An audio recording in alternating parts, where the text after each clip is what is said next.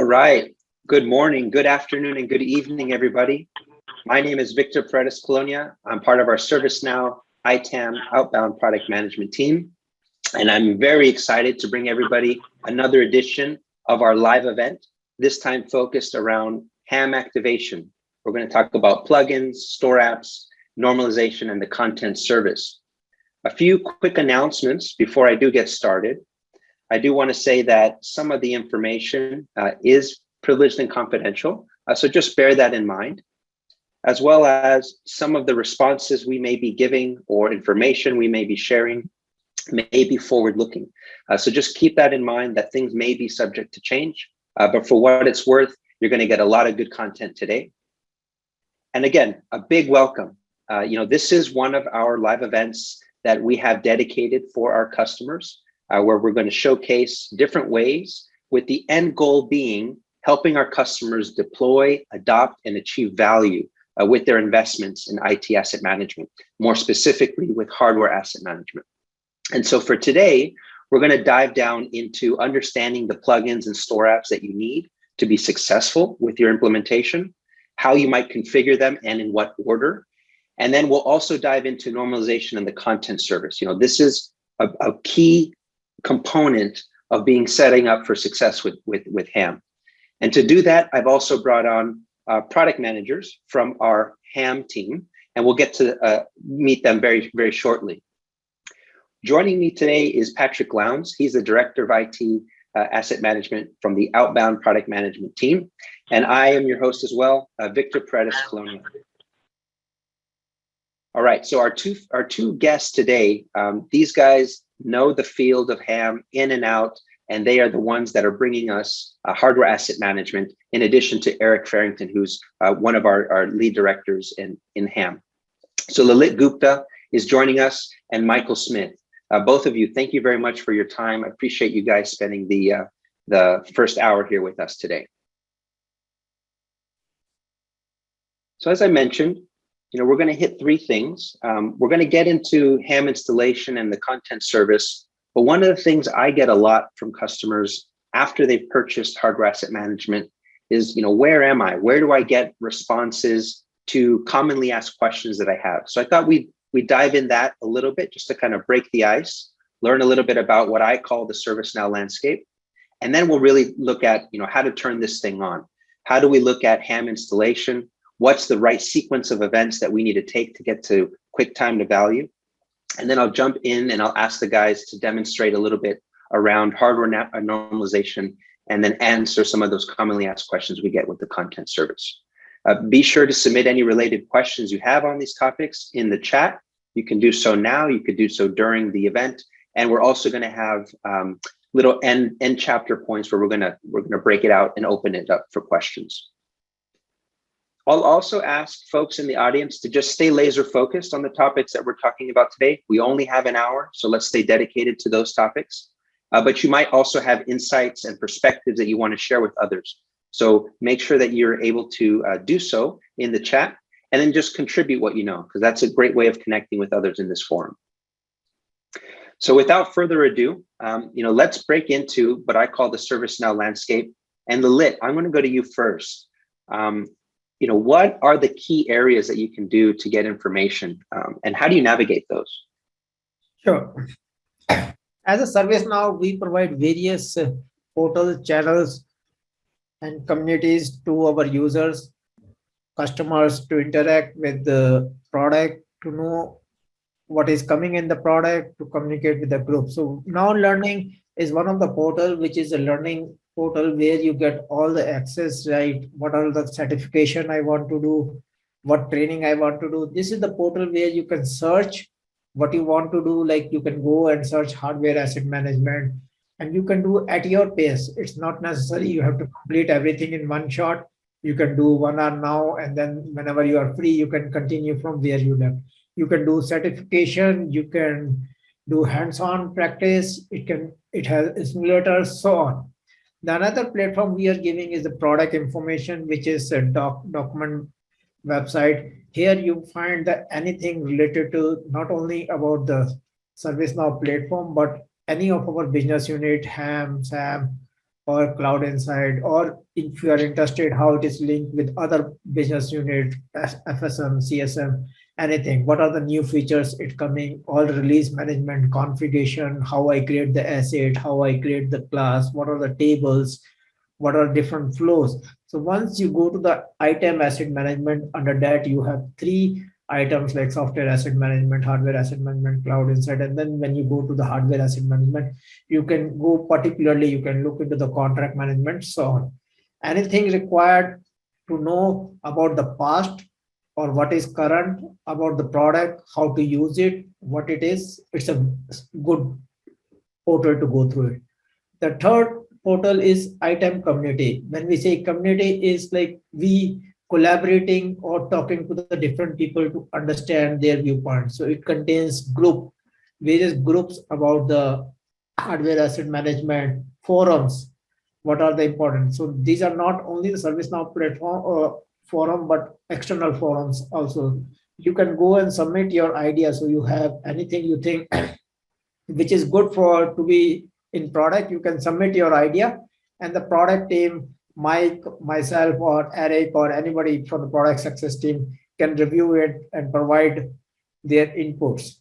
And then there's our blogs, there is a developer community, so many things you can do. So I think these three portals are the good source to get any information about the product, about the platform, about the service now, what is coming, what is future, and what other people are doing. Yeah, that's great. So the Now Learning is really your educational portal, and then the product information. I consider that kind of like your how-to or your instruction manual. Gives you all the terms. It gives you a deep dive into some of the product features, and like you said, you can go retroactively looking at different releases if you're on a different release, and you can see what applicable product information there is for a specific release. And in the ITAM community, like you said, you can interact with other individuals that are in the space that you're in, right? So in the hardware asset management world, there's a lot of practitioners that have many different types of questions, a lot of them very similar questions. And so you can find posts on their blogs and knowledge articles related to those questions. So those are, I think you're right. That's like the trifecta of an area where you can get a lot of the answers to those commonly asked questions. Maybe we can jump into some of those and look at those and just kind of get a visual representation of how somebody would navigate between those. Mike, do you want to show us that? I think you're on mute, Mike. I said absolutely. We can start with the I heard it. So we're going to start with the training portal, and this is for all ServiceNow modules and products. I have the hardware asset management fundamentals up here. This is a great place to start. When you load this up and you do a search, you'll be able to see here what the actual course is, how long the level of effort will be for the course. And this is an intermediate level course. It's on demand. So everything you need to know is right here. They do put together an overview and a syllabus. So if you're looking for some specific items, you'll be able to dive into it. And it also gives you some related courses that go along with it very well. When we do search for hardware asset management, you're going to see a lot of different things that will come up to enforce that. Once you've gotten this fundamentals, it's highly recommended that you take the Delta examination. So if you took the fundamentals in Paris, there's been a lot of new stuff that's happened. So with each release, we have a Delta certification that you can go through to keep you abreast of all the new features and functionality in the new releases. And you can see all the various ham related courses here. There's peak trainings and some quick hitters. Some of them are just simple videos, and then you'll earn stars and badges as you complete them. So you can get you can get some cool digital swag for completing these. But it's a great way to increase your knowledge of the platform and learn how to use it better. Yeah, that's huge. I would just say the Delta thing is not something to overlook, right? Taking ham fundamentals is, you have it, but then things change. So you want to stay fresh in the game. So I think that's a really good pointer. And just a quick question here that popped up. So the ham foundations for myself as a ServiceNow employee, my costs may be different as a partner or as a user off the street. So the prices and units vary by user. So this is our official trading portal, but a lot of times we don't have time to invest 11 hours into a training to figure out an issue or find an error. So we put product documentation out every time we build a new feature. We have a team that puts together new documentation for it. So if I was doing something with hardware model normalization, you can see here I've searched it recently. I could come in here and I can search it. I could filter by release. So if I'm only on Rome and I haven't upgraded to San Diego yet, and obviously Tokyo is down the road, I could pick that and actually filter my results based on that. And then I could even drill down, like, do I just want to see possibly, an impact or, release notes or any other things. I could drill down and filter my results as well. But then when you click into these topics here, you'll see all the details that you need to see, allowing you to kind of self-resolve. And if you have questions, maybe you could figure them out here. Sometimes if I have a question about a table or like a log like this, I will actually search just for that as a keyword, and that'll pull me into all that. So there's lots of different things you can do to self-resolve on your own. Now, if you can't self-resolve and maybe training isn't for you, then you can always put yourself out there in the community. As Lilith had mentioned, we have a ServiceNow community here. And this is a great area. It's where, employees of ServiceNow, like myself and Lilith, partners, customers, the entire ServiceNow community can meet here, post questions, write blog posts, put up videos. You can simply just, if you want to jump in and do a search, I can just come in here and I can search for hardware asset, and you can see all the forum posts and blogs around asset management. It does take a second to load up, and you can see here, this is all the content that's been posted, forums. We have knowledge and documentation. So everything is central here to drill in and find out. So if I want to look into normalization, I could come in here and just not, I don't have to type the full word. I can just punch it in. There's no request. So if there's nothing in there, I can ask a question. I can click this and I can tag it and I can post a question and other people can answer it. And this is a lot of times our first chance if we're confused. And maybe it's before we submit a high ticket, maybe there's a user error, so we can go in and ask the community. It's a great tool.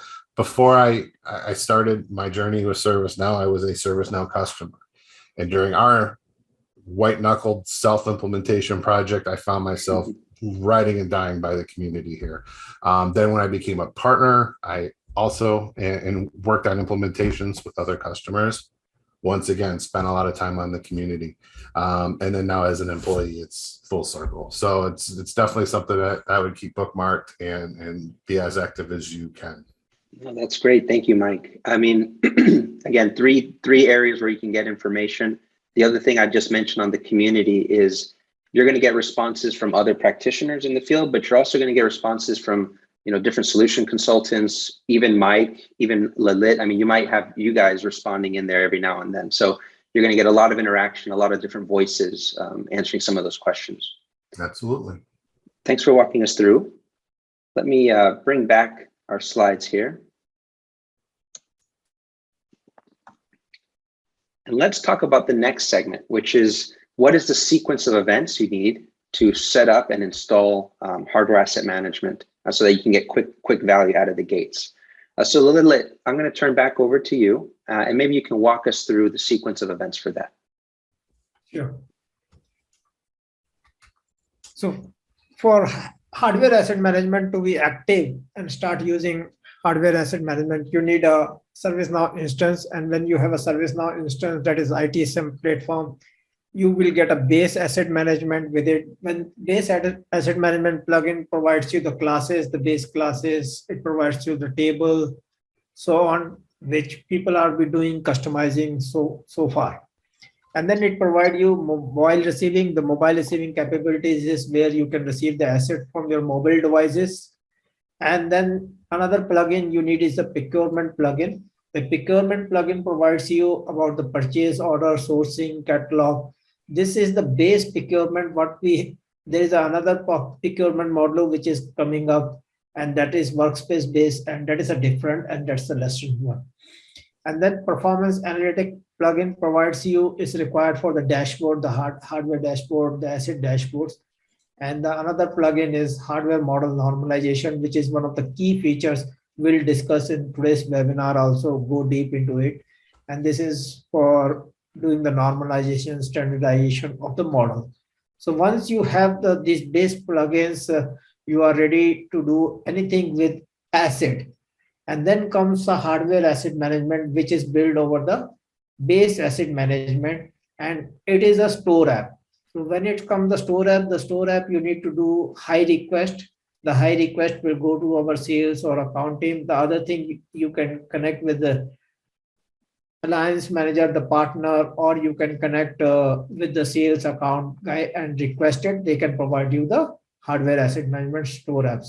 And you can, once you install the latest one, you get access to all the latest workflows, the features we are adding over the base asset management, the new classes, new tables, the flows, and new contract management, so on. Got it. Got it. So that's a really key distinction, I think, and then I just want to resurface it. So the plugins are the fundamental piece that gives you the base asset capabilities, right? Anything that is asset management in particular, but it's the next step or the next level, actually getting that store app, which is actually going to enable you to do a lot more than just base asset, right? It's going to give you what we call HAM, the life cycle information, the automations behind those, and everything else that we're building on top of HAM from a product and feature perspective. And I just want to call something out here. So this chart here is just showing these are the steps that need to be enabled for HAM Pro to be successful and working. So, we have to ensure that the plugins are enabled. We're assuming that this is for someone who is already a HAM customer, but before we can, graduate to using HAM, we need to make sure that these base building blocks are on and running and enabled. So I just want to make that clear, because I see some confusion in chat. So I just wanted to clear that up. Oh, thanks, Mike. Thank you. So now that you have HAM, let's just say, are you ready to just start using it? It sounds like there's a configuration component. Can we dive in on that a little bit some more? Yes. So if you are an expert, you can start using and do the customization, but we need to do the implementation. So to use all the hardware asset management capabilities, new features we are providing. And one of them, you start with the resource category opt-in. So when I say resource category opt-in, we have given an option where you can select whether I want to opt in for the hardware, servers, or whatever the category, because you are charged based on the category you are opt-in. And then I will come to the next step, what you have opt-in, how you will use it. The another component is content service setup. The content service setup is we provide hardware model normalization, and for that you need a data where there is kind of the information about the content, like life cycle dates, about the standard manufacturers, start date, end of sales date, so on. For that, you need to go to the ServiceNow hardware asset management content service, and you need to opt in for it. Once you opt in, you will get weekly update about the latest content. And once you opt in, and the resource category, what you have opt in, you will get the content only for those opt-in categories. I see. Okay, got it. And the third point is, as the hardware asset management is built over the base asset management, and the same asset is used in the CMDB in the configuration for maintenance, from ticket, incident. So you need to, if you want to sync this data between the hardware asset management and the CMDB, the configuration, then you need to enable those flags. So whatever the action you are doing here in the hardware asset management will get synced with the CMDB, and what is happening in the ITSM world will get synced here. And asset lifecycle workflow are built over using a ServiceNow flow designer. And for you to start using it and to customize based on your process, you need to enable that. And the fifth thing is all of this, many of these workflows are triggered or started from the catalog item, and they are plugged in under the asset lifecycle. By default, we have not activated asset lifecycle. When you go to the catalog and you go to the settings, you have to select the asset lifecycles and add it to your catalog menu item. So once you add it, you open it, you will be able to see the various workflows like hardware asset refresh, loaner, asset reclaim, asset RMS, so on. So these are the basic 5 steps from the configuration. The basic step may take you 30 to 40 minutes or 1 hour, but depending on your data, depending on your asset, depending on your classes, it may take a longer time. And the fourth step comes as the normalization. So if you have opted for the normalization and for the content services, we provide that hardware content download. So first time download will take about 1 or 2 days because it has to get all the data for the models which are in your instance. So which may take from 1 day to 2 days. But weekly sync up will be faster. And then hardware model normalization is basically when you create a new model or you normalize the old model, it will standardize your information about the model with the standard information what we have from the various data sources. So these are the 4 steps. Once you do, you are implemented and you are ready to use and play with any of the hardware asset management feature, workflow capabilities. That's great. That's great. Thank you for the thorough explanation, Lalit. I really appreciate that. So just a quick question, and then I'll jump over to questions from the group. I just want to add one more thing under Safe Harbor that we are coming with the ham guided setup. Using that guided setup feature, it will automate all of these 4 features for 4 steps in a single page or in a single portal or single dashboard, which will show you that are you done or not done, and you can skip it. So it is much more easier for anybody new to hardware asset management or ServiceNow platform to configure and start using hardware asset management. Got it. Got it. All right. So these steps today is something that you would have to do yourself, but in the future, there's going to be an automated setup to help you actually achieve those configuration points and let you know if there's any gaps in your configuration. That's awesome. That's great. Yeah. Okay, let's see if there's any questions from the field here. So there have been a couple that popped up. And sorry to cut you off, Patrick, but I do want to call out. So there's a CMDB function called field normalization that allows you to literally pick any field and create a business rule to create a normalization for it.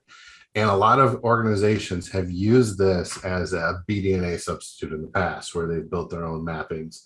This will break our normalization. And one of the first things that during the implementation you would do is you'd want to disable field normalization for the manufacturer field and for the model information. Now, most of our normalization, I don't want to go too far into the weeds, is stored in a separate table. So we're not actually updating or writing to the company table, but these data certification tasks will be, that's part of field normalization. So it'll essentially take a normalized manufacturer and rewrite it, and it'll go through this, and once that's been done, it won't be normalized again. So that's something to call out here. That's definitely you can use it in other fields, just not for manufacturer, part number, or model number. Great. And the guided setup will be available in the Tokyo release just in a couple months. Yeah, excellent. I did see a question come in just now from Timothy. He was asking, when will the setup be available? It sounds very similar to Service Graph Connector guided setup. So can you touch on that, Michael? Yeah, that was the answer. So it'll be available in Tokyo in the upcoming, the next release. Tokyo release, perfect. Yeah. And the last question I'll bring up here, it's in chat, and feel free, everybody, post those questions if they're comments and you love what we're talking about. You can post those there in chat, but do questions in the Q&A tab if you would. But yeah, it looks like Lewis asked this question. about APM data. And Michael, you can read it there, but basically we're looking at without Ham Pro and Sam Pro, and you don't have all that rich content coming in, you can't use the APM functionality the same way, right? Because it relies on that lifecycle data. Is that right? So you could still use it. You would just be responsible for curating and creating your own. You'd have to put your own lifecycle dates in, rather than the content service that comes. And someone else, we have a lot of experience with customers that have moved from Flexera to ServiceNow. It's no matter what the data source is, it'll go through our normalization engine and get normalized. The nice thing that we find with our Flexera customers is they've had to care about having the data, whether it's manufacturer, part number, model name, to have at least the data there to be normalized. So they tend to have more success than customers that have never used a model management solution. Yeah, that's right. And I think you already kind of spoke to that question that just came up there, right there in the chat, Michael. Yep. So we should be good. Yeah, so if there's any follow-up questions, you can add them to the Q&A. We will have more Q&A throughout, which will be great. So keep the questions coming. We like all the interaction. This is a very active group. So if there's not any other questions open here, I don't see. Let's get into some of the details. And Victor, I'll let you ask some of your questions here on this topic. Yeah, I appreciate that. So love the questions. Keep them coming. Hardware normalization is our next topic in the content service. So we started answering some of those questions. And Mike, you made an allusion here to how data is coming in. So maybe you can talk to us about how HAM is working and then emphasize a little bit on the content service. Absolutely. So one of the challenges all organizations face is there's a lot of doors that data can enter the organization through, right? We have our discovery tool. We have other agents that may be integrated with service graph connectors going through the CMDB. So you could be pulling in data from SCCM. So it could be coming in all caps. You could have data coming in from Jamf, Tanium, SolarWinds, whatever integration hub connections you guys have put together or service graph connections that are in place.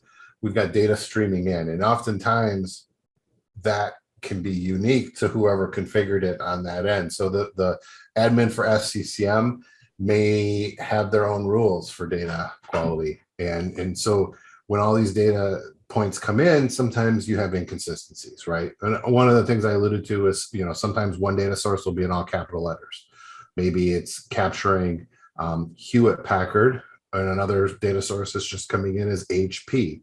And then the third procurement system maybe be coming in as Hewlett Packard Industries, or so on and so forth. So what we do is we take all that data and it goes through our content service. So whether it's coming in from discovery, from a procurement tool, if you're using advanced shipping notices, that's coming from the vendors, or you're doing an integration with the vendor, or maybe you're using spreadsheets or bringing data in from if you're moving from one system into ServiceNow. What we tend to find too is often with asset management, it can often be siloed. So you can have one organization using a DCIM tool for their data center equipment, and an asset management tool for their end user equipment, and then a mobile device management tool for their mobile devices. So when we bring all of these data points in together, you're going to have a lot of inconsistencies. So once it goes into the normalization engine, we bounce up the model number, the model name, and the manufacturer against our content service, our content library. And I'll talk in a minute on how the content service is created and curated. But for now, we have millions and millions of models mapped, and it's all based on really what's being used by our customers in their environment. So by doing this, we're going to end up with a clean manufacturer name. We're going to end up with a product name and a model name, because an example here is we've got the MacBook Pro 15-inch. There could be 100 different model numbers for that MacBook Pro 15-inch. They could vary by region. Different countries have different power cords. So you want to make sure from a reporting standpoint, you have a clean entry, but you also want to be sure you have the specific model number as well. We also, by doing this, we also can provide the manufacturer's published lifecycle dates. Now, what's that mean? So in some cases, when a vendor puts out a model, they'll say this goes general availability on August 1st. You'll be able to start buying these. And we're going to stop selling them August 1st in 3 years. and we're going to stop supporting them on August 1st in 4 years, so on and so forth. Sometimes they don't have all the dates, and that gets updated and it gets curated and updated down the road. So that being said, all this information will strengthen your asset repository. It'll help give better information at the fingertips of people that are making decisions, whether it's to replace an asset. If I'm doing a break fix and I can see that this laptop's going end of support in a month, why not just give them a newer model? Why not swap it out for one that I'm going to have to swap out soon anyway? If I can see that a server is going end of life in a year, I can start planning my tech refresh cycle. If I'm using SPM, portfolio management, I can look at my service and I can see all the hardware and software, and I can use these life cycle dates to make sure that service is healthy and that it'll be available for everyone. And from a security standpoint, I can ensure that I'm not going to be at risk of any compliance or vulnerability issues by maintaining hardware that's currently healthy and it's supposed to be used and it's not past its useful life. Because often when an asset's no longer being supported or past its useful life, you're not getting patches, you're not getting the latest updates. So you can have a lot of issues down the road. So if we can flip to the next slide, I'm going to kind of talk about how the content service works. So we have a content services team that is curating and constantly adding new models to the content library. As a customer, once you've opted in, you will get an update every couple of weeks of all the new model information. Okay. One thing to be clear about is we hear this a lot. Customers will turn on the stuff that Lilith was just speaking to. They'll turn on Ham Pro, they'll fire up all the plugins, they'll opt into the resource categories, and then they'll run and look at their normalization and it'll be at 0%. Well, it takes a minute, right? It may take a day or two for things to settle in, for all those millions of model mappings to be loaded into your environment. So you have to be a little bit patient. It will come. And there's business rules that need to run to normalize your data.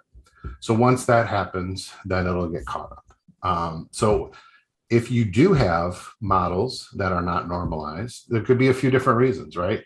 Maybe you're missing manufacturer information or model information. You're missing some of the data that's required for the normalization to run. We need to have that data there. We can't normalize a blank field. So maybe a PO came in that was missing a model or part number. Maybe it had a manufacturer name and it had a vendor SKU number, not the actual model number, but the vendor that, say, CDW puts in a part number, but it's not the actual manufacturer part number. Well, we don't normalize against SKU numbers. We actually use the actual part numbers. So any unrecognized model information gets anonymously sent to our content team, and they build a file that contains all this anonymous data, and that's what they use for their next content that they create. So if we have a bunch of customers sending over a server that may be new and we didn't know about, then our content team will go in there and they will create that. They use a handful of verified resources to create the data. And like I said before, the lifecycle dates are all published by the vendor. We don't use third-party dates. We don't guess the date. We only use validated and verified manufacturer dates. So as that new content is updated and created and curated and validated, and it ships back in your next release. So it's a constant cycle for improvement. So sometimes it may take a few weeks for things to get fully normalized, depending on what your data quality is like. But for the most part, it fires right off. Nice. So one of the other main benefits of opting in to the content service, if I got that right, was that you're actually giving your anonymous data, and I'll highlight that again, anonymous data that is not normalized into the content service so that it can come back in a normalized state, and so that others can also benefit from having a normalized, enhanced normalized estate. Yeah, absolutely. All right, so let's jump into the next slide here, just to give an impression and idea on how much we've been actually investing in the content service. It's continuously growing. Patrick, why don't you highlight that for us? Yeah. When we first launched Hardware Asset Management, again, it was just when we had just brought into the market the product. And in 2020, you've seen a significant investment, that dark green bar there, just growing a lot over time.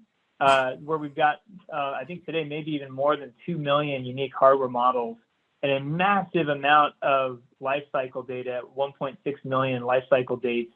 And Mike, maybe you could just chime in. Where do we get this lifecycle data? I think it's important for customers to know this, like the source of it, because it's solid data. Yeah. So to that point, we only get it. So if it's a Dell server, we validate from Dell those published dates. So our content team, for every model that's in our catalog, will have searched, that manufacturer for that published information, not the resellers, because resellers will often have different cycles as the vendor will. Another thing I want to point out too is we don't do life cycle dates for consumables. So our percentage is never going to be 100% of our models have life cycle dates, because we have like keyboards and those don't really have, support or, that kind. We don't do that, but we do want to normalize for organizations as well. Yeah, and you're right. A lot of companies, their perspective on consumables is because of the low value. There's not as much of a life cycle they're trying to manage on that and turn that keyboard over 10 times. So that makes a lot of sense. But I just wanted to illustrate here just a massive amount of growth over time, and we're continuing. Not only are we adding more data sources and researching this data, but customers are also helping to round us out on kind of those edge cases where they're seeing maybe unique models in their environment that we get to bring in. And then the last thing just to mention here is with the enterprise asset management product coming online, there's an even bigger amount of data we're going to be bringing in, because it's such a wide range of models to cover in those asset classes as well. So yeah, I think this is a good summary. I'll give it back to you, Victor. Appreciate that.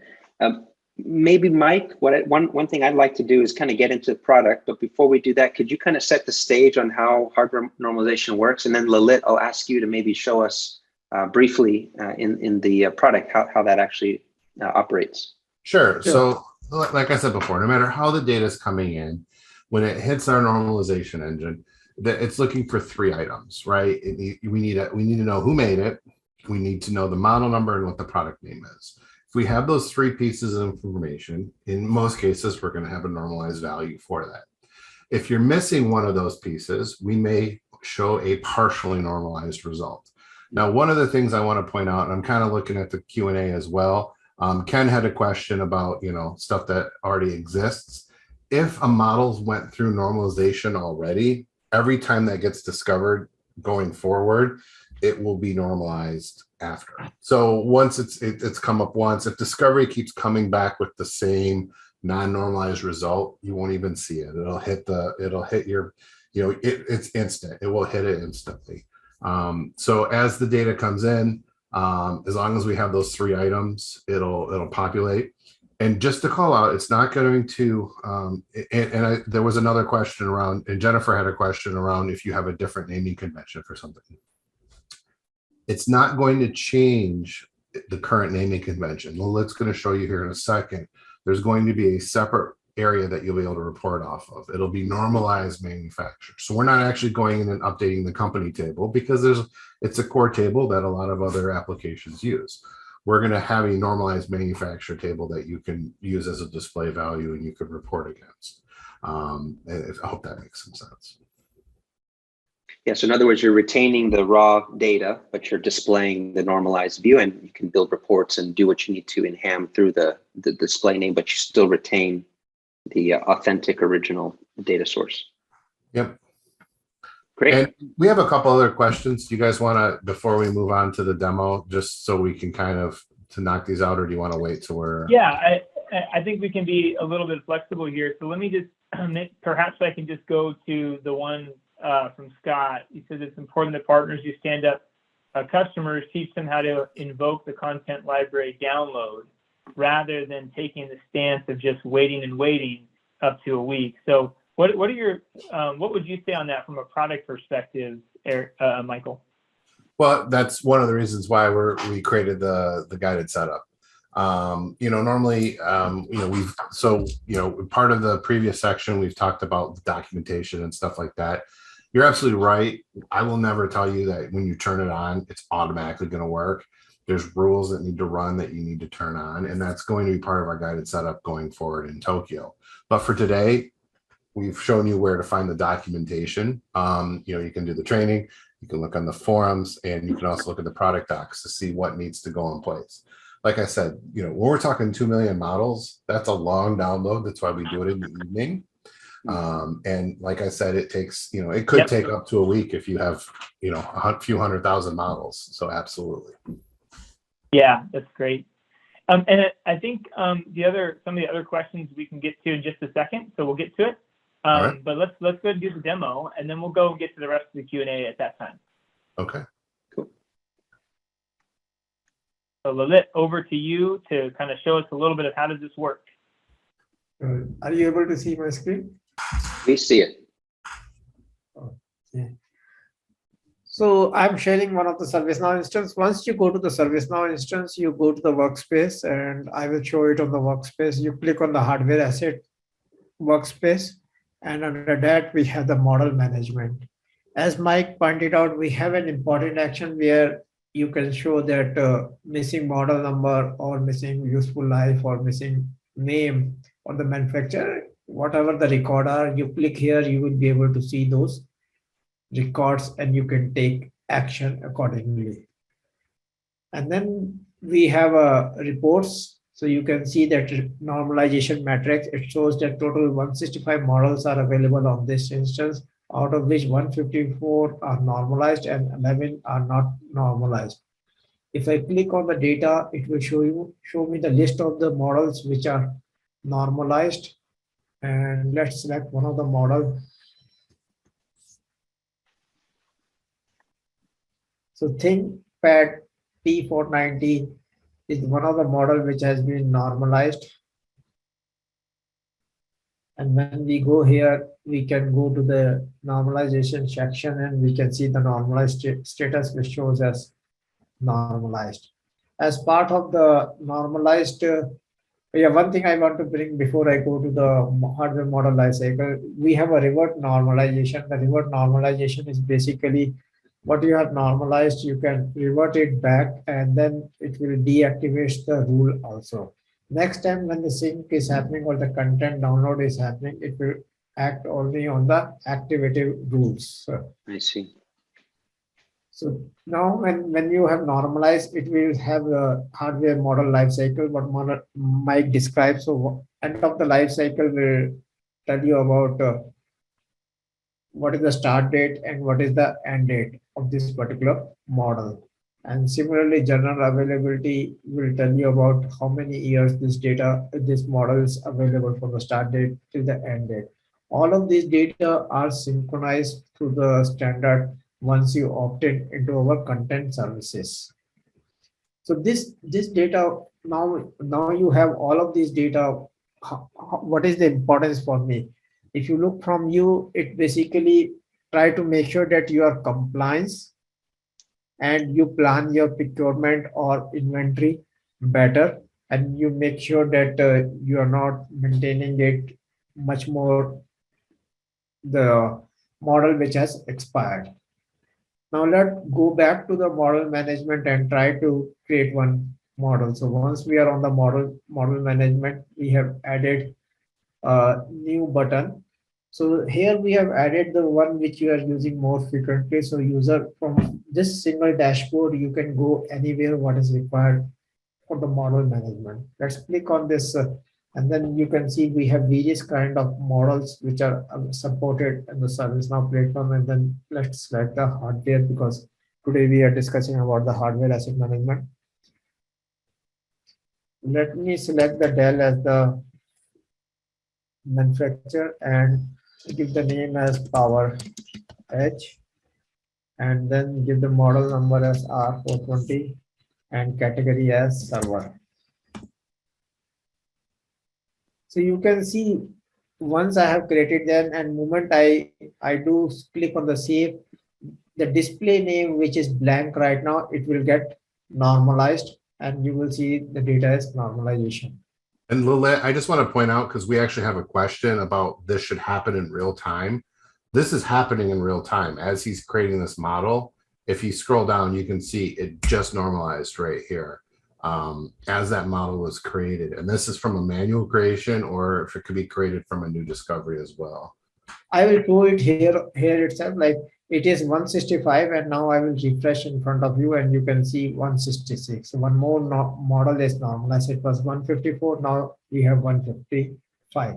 And if I go on the normalize and search for this model and I type for R420, you can see here this normalized,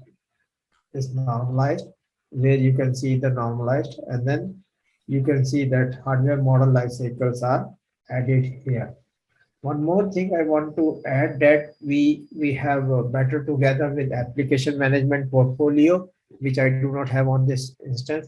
When you go to from the application portfolio management, when you go to the technology portfolio management, you can see the alerts.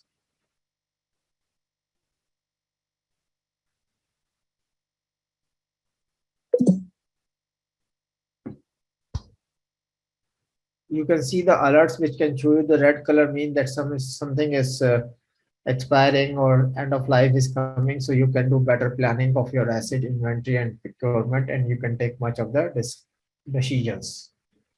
Back to you, Victor. I appreciate that, Lalit. The other thing that I think is important to note, if not all of your models are normalized, maybe you have partially normalized, maybe you have manually normalized. Those that are partially normalized or just not normalized, those are the ones that you can actually take some time as a leading practice with your organization to go through and work on normalizing those, while you're also workflowing the everything else that is normalized. So I think that's a good balance of work there. And then the APM slide that you just showed us there, yeah, you're right. That's a better together story where you can benefit from using two applications at once, the life cycle feeding the APM. And one of the things that I want to call out here is there are a lot of tools that will do normalization, right? That you could do integrations with whatever asset management tool you're using. What makes this unique is this is built in the ServiceNow platform. So one of the things that Victor just called out is, yes, this will benefit APM. It'll also benefit incident, risk management, audits, all kinds of other areas within the platform as well. Somebody asked the question about a strategy of how you move from Flexera to ServiceNow. Stop paying for Flexera. That's it. And you turn on the normalization, and it's going to give you the same quality and quantity of data that you're getting now, but with one less license to have to re-up and pay for each year. And plus, it's giving you all that lifecycle data into a platform that can process it and do a lot of other things with it. So, and I know Louis had made a mention about, about APM. This is the foundational stuff here that APM can run with. Normally in previous, without the normalized data, you have to create your data, and you can by any means create your own lifecycle dates. You can create custom lifecycle dates. If the manufacturer hasn't posted it yet, we have the ability to put useful life on a model record. So if you want to track it to your own organizational requirement. And there are even, what I'll add there is there's even a couple of partners that are specializing in moving customers from Flexera and that data model to ServiceNow. And so reach out to us if you have questions. We can tell you a little bit more about those offerings. So if you're in that boat and you're wondering, how do I get over there? Then that would be the recommended plan. If you're a partner and you're trying to figure out how to better do this, obviously it takes just more time to that. And perhaps you can team up with others that have. But yeah, if you're a customer asking that question, there are partners that specialize in moving and migrating, because there's so many customers we're seeing. And so obviously we're biased when we say that, but let's keep moving on to the next question. There's a question from Scott about the status of that new make and model number. So is there he says, do you know if that status is being used by Discovery, SCCM, JAMP? Is that something you know about, Mike or Lalit? I'm not quite sure that I understand the question on that. So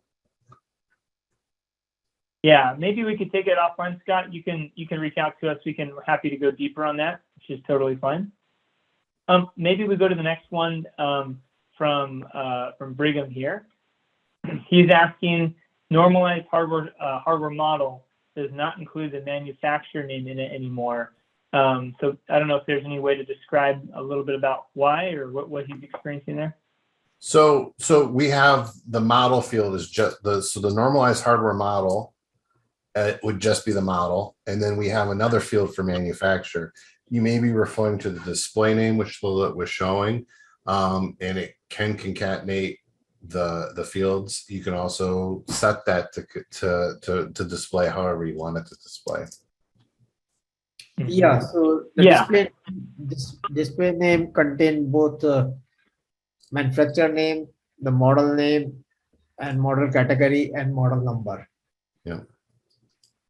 And I think okay. And the last question we have here was just another one, just to follow up on the APM and technology portfolio. And so he just says again on the vertical discovery versus horizontal discovery. With vertical, it automatically associates the models. You might be getting a little bit into the weeds of a good question for that product team, because we don't own that application portfolio management offering. But we do know that without HAM and SAM content, you would be manually populating that data. So in terms of automatically associating with the models, that'd be a great question for that team, Louis. Okay. And I think we've got, okay, great. Thanks, Louis. Looks like Shelly's got another one here, a bundling items question. So during the fundamentals training, I was shown how to do the bundling. If I have an asset in the bundle that needs to be sent for repair or pulled out of the bundle and replaced with a new item of the same asset, is that possible? So it's just a good clarification question on asset bundling here. So yeah, I can take that one. So we have an RMA workflow that could address that asset once that asset's been removed from the bundle. We wouldn't send the whole bundle through the RMA process, but the whole point of the bundle process is for basically, if there's a broken piece, to pull that piece out, plug the new asset in, same model, and take that defective one, can go right into the RMA process. And we have a workflow for that. That was part of our Rome release. Yes, we support bundle in RMA. Okay, great.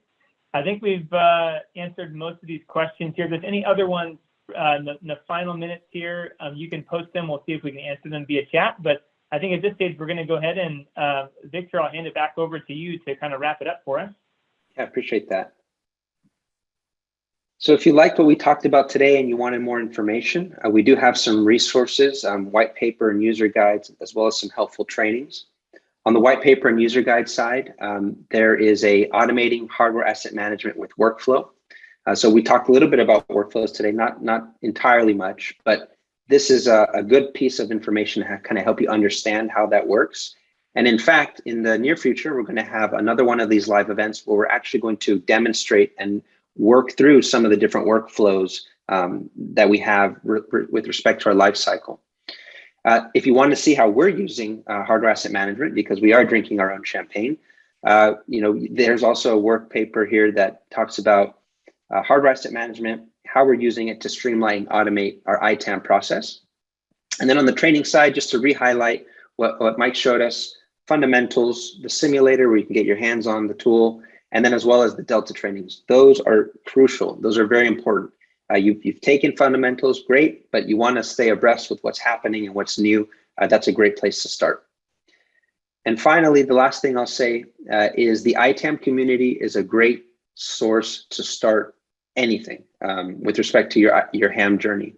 So if you're new, you probably have received this through an email campaign, or if you're already an existing customer and you haven't accessed this yet, be sure to do so through the ITAM community. We have a summary of all the different notes that we've taken from previous live events that help you on how to set up for success, as well as the list of all the trainings that we support for hardware asset management, and all the links to resources and helpful documentation that's going to help you along your way. So with that, I'll conclude by saying thank you to everybody. Appreciate Mike, your time, Lalit, your time. Thank you for answering questions in the chat. Thank you for answering questions live. And to all our folks out there in the audience, thanks for joining us. And we hope that this was helpful to you and that you'll continue to join us as we put out more of these live events in the future. Thanks, everybody. Have a great week. Thank you for your time. And for Teresa, one last question. I think Sam would manage the OS normalization as that's not really a ham field. Wonderful. All right. Take care, everyone.